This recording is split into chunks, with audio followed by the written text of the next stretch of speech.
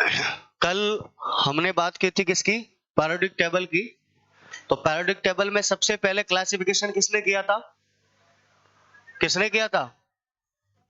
Lavoisier ने। किस base पे किया था? मेटल और नॉन मेटल पे। उसने बोला था कि जो जिसमें शाइन है, चमक है, हीट और इलेक्ट्रिसिटी के क्या हो, कंडक्टर हो, उसको क्या बोला था? मेटल। और जो हीट और कंडक्टर की इंसुलेटर हो, उसने क्या बोल दिया था? Non metal. और नॉन मेटल जो होती है ना, वो थोड़े कैसे कलर की होती है? डल कलर की होती है। फिर उस समय पे क्या थे कि कुछ ऐसे एलिमेंट्स थे जो दोनों की प्रॉपर्टीज रखते थे, मेटल और नॉन मेटल्स की। उनको क्या बोला? मेटलॉइड्स बोला। उपधातु या उसको बोला जाता है अर्ध धातु। ठीक है, मेटलॉइड्स। उसके बाद में आया था एक साइंटिस्ट था जिसका नाम था क्या? डॉबेरेनर। कब आया था? 1817 के अंदर आया था। उसने क्या बोला था कि यदि एलिमेंट्स को उसके किस क्रम में? असेंडिंग ऑर्डर में, यानी कि घटते से बढ़ते क्रम में अगर अरेंज किया जाता है तो क्या होता है? उनका एवरेज जो होता है वो मिडल वाले एलिमेंट के क्या होता है? इक्वल होता है। जैसे एग्जांपल दिया तो उसने कौन सा? Lithium, sodium, potassium, phosphorus, arsenic, antimony, calcium. उसके बाद में याद नहीं कर रहे? स्ट्रोंशियम और बेरियम। ये इसने एग्जांपल दिए थे। उसके बाद में इस समय ज्ञात तत्वों की संख्या कितनी थी? 33। कितनी थी? 33। उसके बाद में एक साइंटिस्ट आया जिसका क्या नाम था? न्यूलैंड्स। तो न्यूलैंड्स ने कौन सा रूल दिया था? Octet rule. कौन सा? Octet rule. उसने बोला था संगीत के 7 सुरों की तुलना की थी। किसने? न्यूलैंड्स ने। न्यूलैंड्स के समय नोबल गैसेस डिस्कवरी नहीं हुई थी, और उसने जो पीरियोडिक टेबल लिया था अपना, उस समय प्रथम एलिमेंट, फर्स्ट एलिमेंट कौन सा था? हाइड्रोजन। और एंड एलिमेंट कौन सा था? अंतिम थोरियम था। उस समय ज्ञात तत्वों की संख्या कितनी थी? 56। कितनी थी? 56 थी। और जो न्यूलैंड्स था, न्यूलैंड्स के समय ज्ञात तत्वों की संख्या 56 थी, लेकिन ये कब तक लागू हुआ? भारी एलिमेंट, यानी कि जो भारी एलिमेंट से उन पे ये नियम लागू नहीं होता है। कहां तक लागू होता है? कैल्शियम तक। कहां तक? कैल्शियम तक। ठीक है, ये बात की थी 1865 की। कब? 1865। अब जो साइंटिस्ट आएगा उसका नाम था मेंडलीव। क्या नाम था? मेंडलीव। ये बात है 1869 की। देखो, मेंडलीव ने क्या बोला था कि यदि तत्वों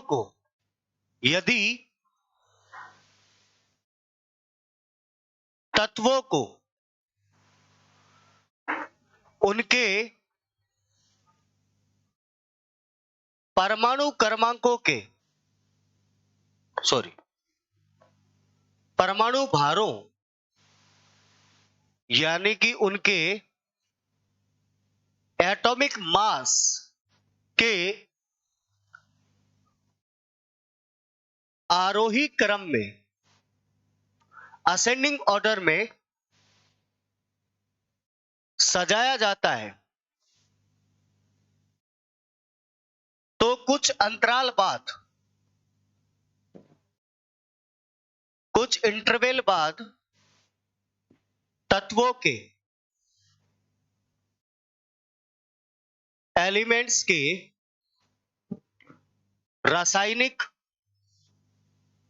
केमिकल तथा भौतिक, यानी कि इनकी फिजिकल प्रॉपर्टीज, यानी कि गुणधर्म,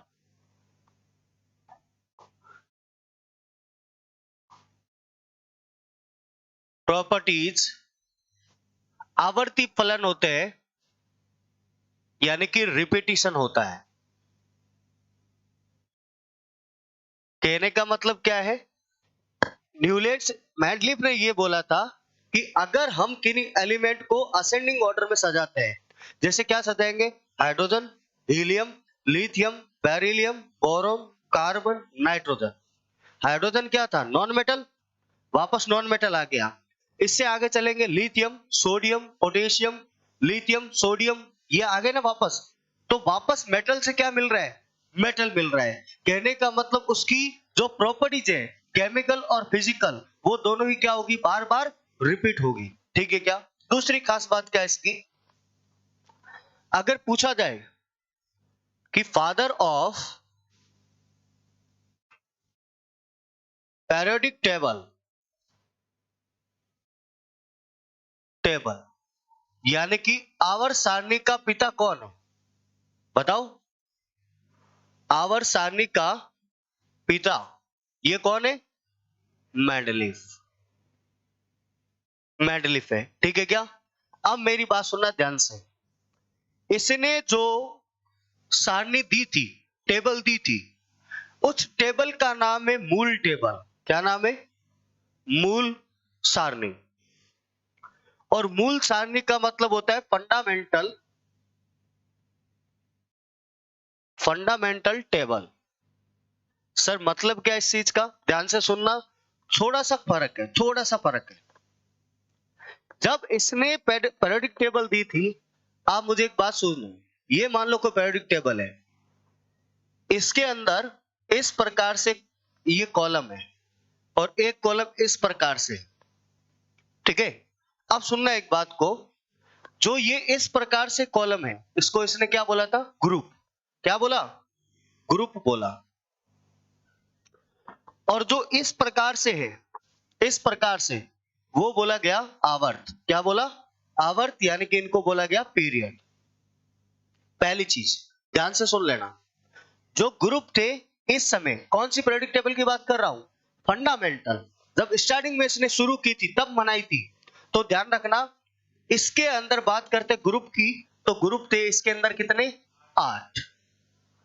और अगर बात करते आवर्त कितने थे, तो ये थे 6। कितने थे? 6। उसके बाद में इसने बाद में एक और आवर्त सारणी बढ़ी थोड़ी समय बाद में, जिसको वर्तमान आवर्त सारणी बोला जाता है। क्या बोलते हैं? वर्तमान आवर्त सारणी। इसके अंदर बात करते हैं तो इसके अंदर जो ग्रुप थे, ग्रुप यानी कि समूह, और बात करते हैं पीरियड की, पीरियड यानी कि आवर्त, वो हो गए कितने? 9 और 7। कितने हो गए? 9 और 7। लेकिन ध्यान रखना, फंडामेंटल टेबल में कितने थे? 8 और 6। अगर पूछ लिया जाए वर्तमान के अंदर कितने हो गए, तो आपको आंसर करना है कितना? ग्रुप 9 और पीरियड 7। ठीक है? अब मेरी बात सुनना, हुआ क्या था? इसने क्या किया था, जो मेंडलीफ था, न्यूलैंड्स ने सारे साइंटिस्ट को डीमोटिवेट कर दिया। सारे साइंटिस्ट को डीमोटिवेट करने का मतलब, उसने ये बोल दिया था फाइनल में कि फ्यूचर के अंदर कभी भी कोई भी एलिमेंट की डिस्कवरी नहीं होगी। अब इतना बोलने के बाद में आपको पता है, जैसे सपोज करो 10 साइंटिस्ट है, अगर किसी को बोल दिया जाए कि यार फ्यूचर में आपको कोई भी एलिमेंट नहीं मिलेगा, तो उस 10 में से कम 6 से 7 जने तो ऐसे डीमोटिवेट हो जाएंगे, वो कोशिश ही नहीं करेंगे ना, कोशिश ही नहीं करेंगे। लेकिन उसमें से ही उभर के निकल के आया, उसका नाम क्या था? मेंडलीफ था। इसने कहा था कि वो जो साइंटिस्ट न्यूलैंड्स था, वो बोल के गया था कि फ्यूचर में कोई डिस्कवरी नहीं होगी। इसने क्या किया था? मोटिवेट किया था उसके बाद में जो साइंटिस्ट है। ये इतना ऐसा था कि इसको पता है, जैसे मान लीजिए आप एक बात बताओ, कोई एलिमेंट अगर 27 पे आ रहा है और एक आ रहा है कितने पे? 25 पे, इसके बीच में कौन सा नंबर आएगा? आपको भी पता है कितना आएगा? 26 आएगा। इसने क्या किया था, असेंडिंग ऑर्डर के हिसाब से जो 25 मिला, उसके बाद में सीधा क्या मिला? 27। इसने बीच के अंदर एक गैप छोड़ दिया। क्या कर दिया? गैप छोड़ दिया। और ये फाइनली बोल के गया था कि फ्यूचर में जितनी भी एलिमेंट की डिस्कवरी होती रहेगी और होती रहेगी, तो आप उसी के ही एडजस्टमेंट करते रहना। और इसी बेस पे क्या हुआ, मॉडर्न पीरियोडिक टेबल जो है इसी बेस पे तैयार की गई है। ठीक है ना? ये ध्यान रखना। अब मेरी एक बात सुनना, जैसे हमने बात की थी डोबेराइनर के समय डिस्कवर्ड एलिमेंट कितने थे? 33 थे। न्यूलैंड्स के समय कितने थे? 56। और अगर बात करता हूं मेंडलीफ के समय कितने थे? 63। कितने थे? 63। तो ध्यान रखना दूसरा, इस समय ज्ञात तत्वों की संख्या, ज्ञात तत्वों की संख्या, डिस्कवर्ड एलिमेंट कितने थे? 63। और दूसरी चीज ध्यान रखना, एकमात्र ऐसा साइंटिस्ट, एकमात्र वैज्ञानिक वैज्ञानिक साइंटिस्ट जिसने कार्ड का प्रयोग किया था। किसका प्रयोग किया?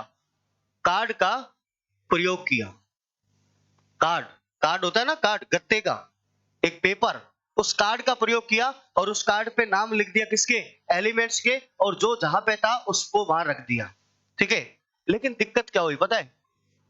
दिक्कत ये हुई कि इसकी जो है कमी क्या थी, इसकी डेफिशिएंसी क्या थी? इसकी डेफिशिएंसी सबसे पहली थी कि ये हाइड्रोजन को स्थान नहीं दे पाया, स्थान नहीं दे पाया। पहली कमी सबसे बड़ी इसकी यही थी, क्या नहीं दे पाया? हाइड्रोजन को स्थान नहीं दे पाया, उसको जगह ही नहीं दे पाया। दूसरा, इसी ने ही हाइड्रोजन को आवारा तत्व कहा। क्या कहा? आवारा तत्व कहा, पहली चीज। दूसरी चीज क्या थी इसकी कमी? कि समस्थानिकों के लिए, समस्थानिकों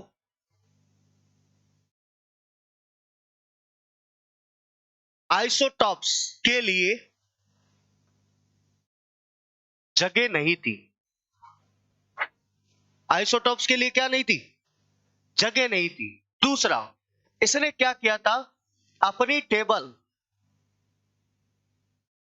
पीरियोडिक टेबल पूरा करने के लिए नियमों को तोड़ा। क्या किया? नियमों को तोड़ा। और जिस नियम को तोड़ा वहीं से सवाल आता है, ध्यान रखना। एक बात सुनना, कोबाल्ट है ना, कोबाल्ट, कोबाल्ट का मास जो होता है वो 58 पॉइंट होता है 7। कितना होता है? 58 पॉइंट, सॉरी 9। कितना होता है? 9। और निकल जो होता है ना, निकल, इस निकल का होता है कितना? 58.7। अब आप मुझे बताओ कि पहले निकल आएगा, कोबाल्ट आएगा? कौन आएगा? निकल आएगा ना। लेकिन इसने क्या किया? निकल से पहले किसको रखा? कोबाल्ट को रखा। ठीक है। दूसरी चीज, इसने कुछ गैप छोड़े। क्या छोड़े? गैप, यानी कि इसने रिक्त स्थान छोड़े। और जो रिक्त स्थान छोड़े थे इसने, उसको नाम दिया था इसने क्या? ध्यान से सुनना, उसको नाम दिया था एका बोरोन, एका एल्यूमिनियम, एका एल्यूमिनियम, एका सिलिकॉन, एका सिलिकॉन। कहने का मतलब क्या है? इसने जो गैप छोड़े थे वहां पे इसने ये नाम लिख के छोड़ दिए थे और बोला कि फ्यूचर में कोई एलिमेंट मिलेगा उसके नाम इसमें लिख देना। तो ध्यान से सुनना, अभी हम जो टेबल का नाम जानते हैं, जैसे एका बोरोन के नाम से किसको जानते हैं? तो ध्यान रखना, ये जानते हैं स्कैडमियम को। किसको? स्कैडमियम। सर दूसरा, एका एल्यूमिनियम को और एका सिलिकॉन को किस नाम से जानते हैं? सिलिकॉन को जानते हैं जर्मेनियम के नाम से। किस नाम से? जर्मेनियम के नाम से। ठीक है। और सर एल्यूमिनियम को किस नाम से जानते हैं? मैंने कहा गैलियम के नाम से। किस नाम से? गैलियम के नाम से। ये तीनों ही पूछे गए पेपर में क्वेश्चन है, पूछा जाएगा। जो गैप छोड़े थे मैंडलिफ ने, उसमें एका बोरोन की जगह अब कौन है? स्कैडमियम। एका एल्यूमिनियम की जगह कौन है? गैलियम। एका सिलिकॉन की जगह कौन है? जर्मेनियम। ये तीनों पूछे गए क्वेश्चन है। ठीक है क्या? दोबारा सुनना, चलता है फटाफट। हम बात करते हैं सबसे पहले किसकी? मैंडलिफ की। मैंडलिफ आया कब था? सबसे पहले 1869 में आया था। इसने क्या बताया था कि यदि एलिमेंट्स को उसके असेंडिंग ऑर्डर में अरेंज किया जाता है तो कुछ इंटरवल बाद में एलिमेंट्स की सेम प्रॉपर्टीज क्या होती है? रिपीट होगी, वापस रिपीट होती रहती है। उसके बाद में क्या किया? हम बात करते हैं कि फादर ऑफ पीरियोडिक टेबल, यानी कि आवर्त सारणी का पिता कौन है? मेंडलीफ। सर सेकंड क्वेश्चन, इसने जो सबसे पहले स्टार्टिंग में जो दी थी पीरियोडिक टेबल, उसके अंदर बात करते ग्रुप कितने थे? 8, और पीरियड कितने थे? 6। उसके बाद में मॉडर्न पीरियोडिक टेबल इस समय की जो बनाई इसने, उसके अंदर कितने थे? आवर्त सारणी में ग्रुप 9, और बात करते पीरियड कितने थे? 7। लेकिन अब आवर्त सारणी में मॉडर्न पीरियोडिक टेबल में ये जो ग्रुप है 9 की जगह कितने हैं? 18, लेकिन पीरियड कितने आज भी? 7 ही है। ठीक है। उसके बाद में चले तो आगे चले इससे, तो सर इसने क्या किया था? इसमें ज्ञात तत्वों की संख्या कितनी थी? 63। कितनी थी? 63। एकमात्र ऐसा साइंटिस्ट था जिसने कार्ड का प्रयोग किया था। किसका प्रयोग किया? कार्ड का प्रयोग किया और उसके बाद में क्या हुआ, इसकी कमी क्या थी, ये हाइड्रोजन को स्थान नहीं दे पाया। दूसरा, समस्थानिकों के लिए कोई जगह नहीं थी और उसके बाद में अपनी टेबल को पूरा करने के लिए नियमों को क्या किया, इसने तोड़ा।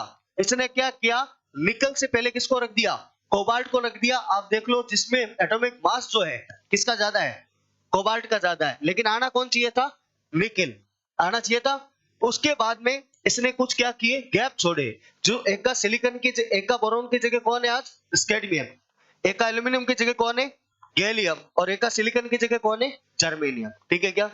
अब दिक्कत क्या हुई पता है, दिक्कत ये हुई, इसकी ये लाइन को देखना आप गौर से।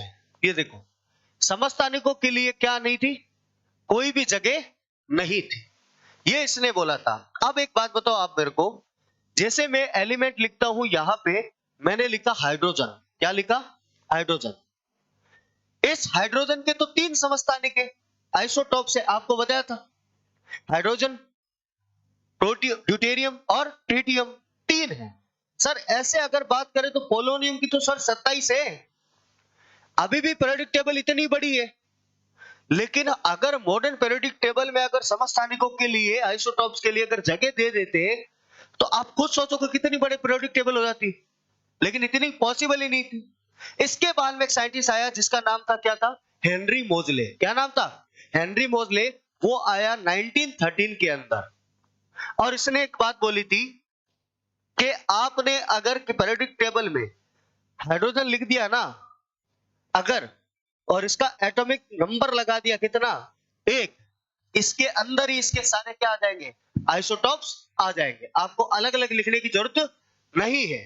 फिर इसमें क्या हुआ, सुधार हुआ था। ध्यान से सुनना मेरी बात।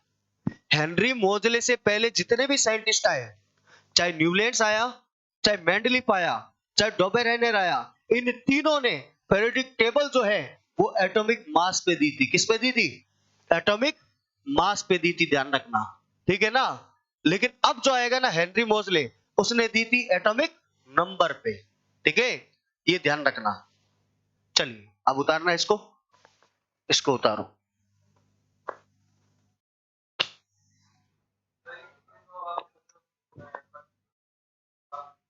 बिल्कुल, वही तो बताया। बोल के देखो एक बार, हाइड्रोजन बोलो। हाइड्रोजन क्या है, एक नंबर नहीं है, नॉन मेटल है ना। Hydrogen, helium, lithium, beryllium, boron, carbon, nitrogen. Gas आ गई ना वापस। हाइड्रोजन को छोड़ो, लिथियम से स्टार्ट करो, मेटल है। Hydrogen, helium, lithium, beryllium, boron, carbon, nitrogen, oxygen, fluorine, neon, sodium. Metal आ गया ना, रिपीट हो रहा है ना वापस।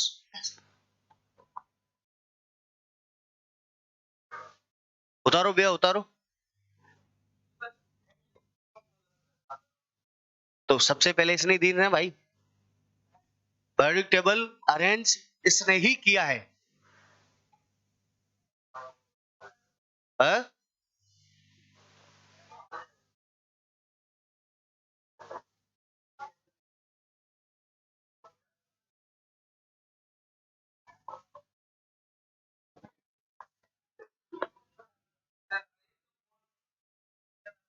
क्या, मॉडर्न पीरियोडिक टेबल मोजले ने दी थी। मॉडर्न पीरियोडिक टेबल मोजले की है, लेकिन पीरियोडिक टेबल 2 क्वेश्चन बनता है।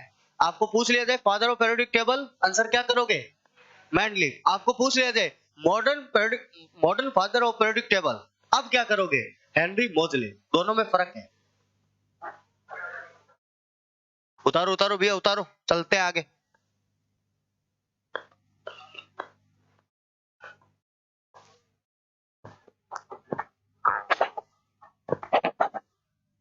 हाँ, उतार लिया, उतारो उतारो।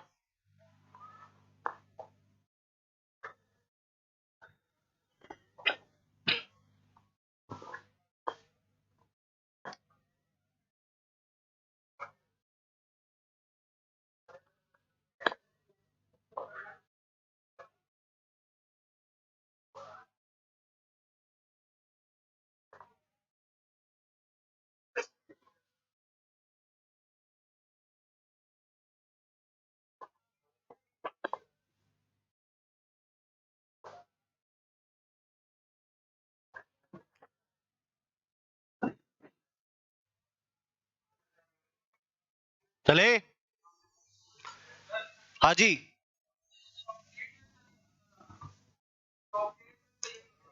किसमें?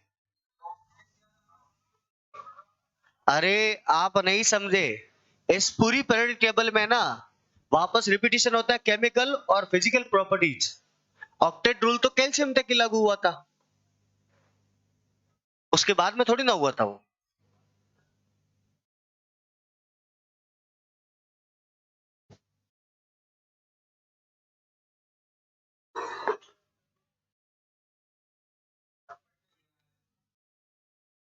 पढ़ने दे उसको, पढ़ने दे। वो मॉडर्न न्यूटन है,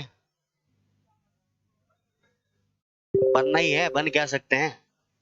तू मेरे को शकल से न्यूटन लगता है, मैं तेरे को देखती मेरा मन ऐसा करता है मैं कुछ प्रयोग करूं। हाँ जी, नेक्स्ट। उतार उतार, एक सेकंड उतार ले।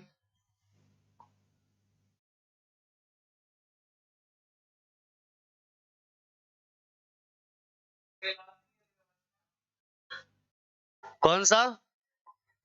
वर्तमान आवर सारणी।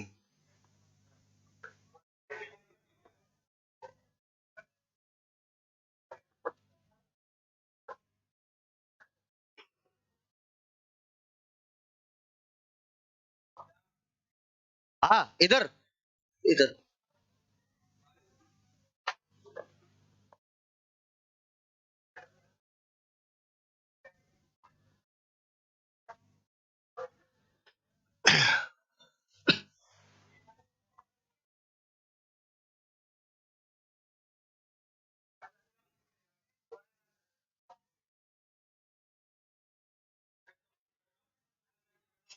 अरे उतार लिया क्या?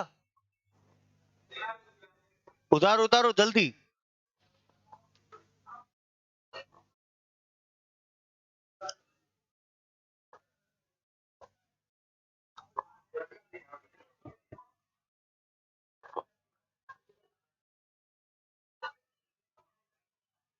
हाँ, चले। डोबेराने के समय ज्ञात तत्वों की संख्या कितनी थी? 33। कितनी थी? 33। न्यूलैंड्स के समय 56 और मैंडलीफ के समय 63। वर्तमान में कितने?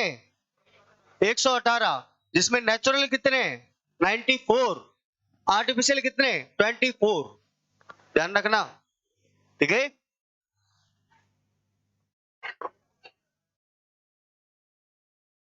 चलो आगे, ये अभी चल रहे इस पे। चलो, आज टेस्ट आपका है ना? नहीं था क्या अभी? हाँ, नहीं था।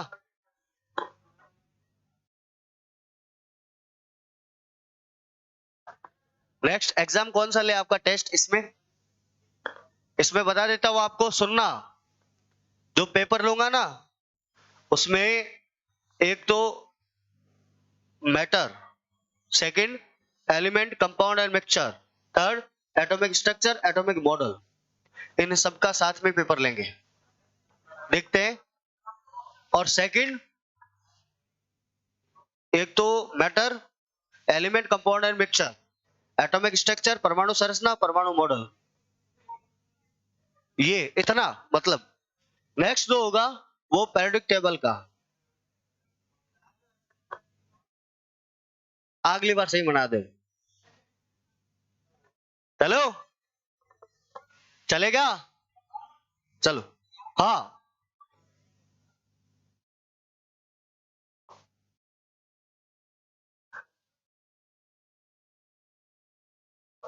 चले। आप आज उतार रहे हो या कोर रहे हो?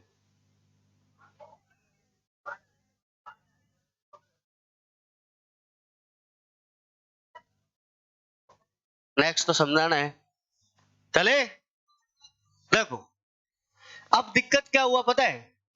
दिक्कत ये हुई इस पीरियोडिक टेबल के अंदर कि सर इसके अंदर समस्थानिकों के लिए आइसोटॉप्स के लिए कोई जगह नहीं थी। इसको सुधार करने के लिए आया 1913 के अंदर आया एक साइंटिस्ट था जिसका नाम था हेनरी मोजले। क्या नाम था? हेनरी मोजले नाम का एक साइंटिस्ट आया। इसने क्या बोला था कि यदि तत्वों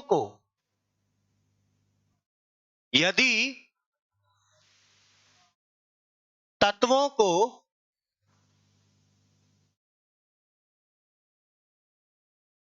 उनके परमाणु संख्या या फिर परमाणु क्रमांक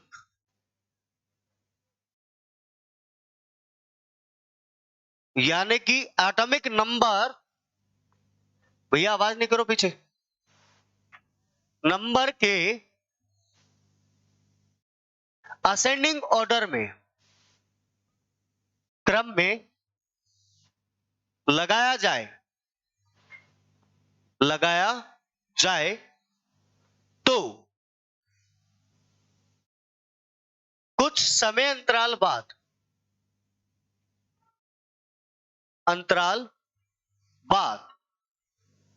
तत्वों के chemical and physical properties repeat होगी, यानी कि इसकी आवर्त फलन होगी। सेम है डेफिनेशन दोनों की, डिफरेंस क्या है? बस डिफरेंस यहां पे यहां है, उसकी जगह क्या था? एटॉमिक मास, और इसकी जगह क्या आया? Atomic number. बाकी सेम डेफिनेशन है, ठीक है क्या? सेकंड क्या हुआ कि वर्तमान में, अभी बात करते हैं वर्तमान मॉडर्न में ज्ञात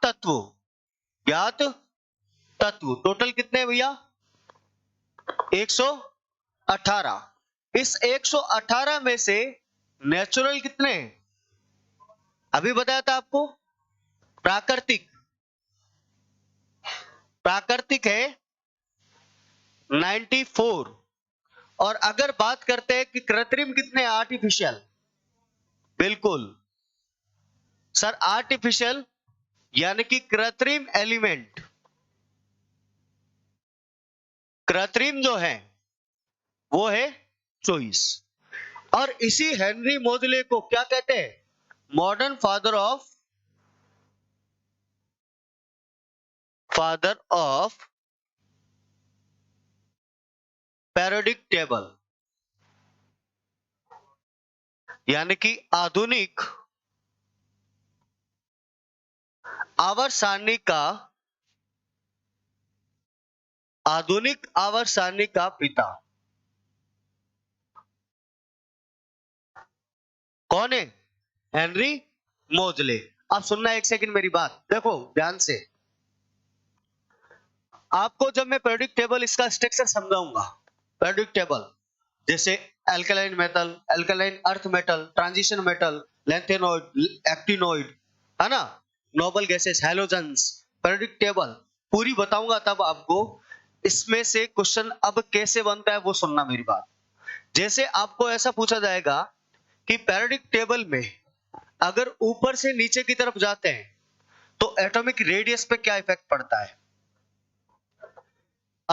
इलेक्ट्रॉन नेगेटिविटी पर, इलेक्ट्रॉन एफिनिटी पर, इलेक्ट्रॉन रेडियस पर, वैलेंस इलेक्ट्रॉन पर, वैलेंसी पर, है ना, इलेक्ट्रॉन एफिनिटी हो गया, आयोनाइजेशन एनर्जी हो गया, इस पे क्या फर्क पड़ता है?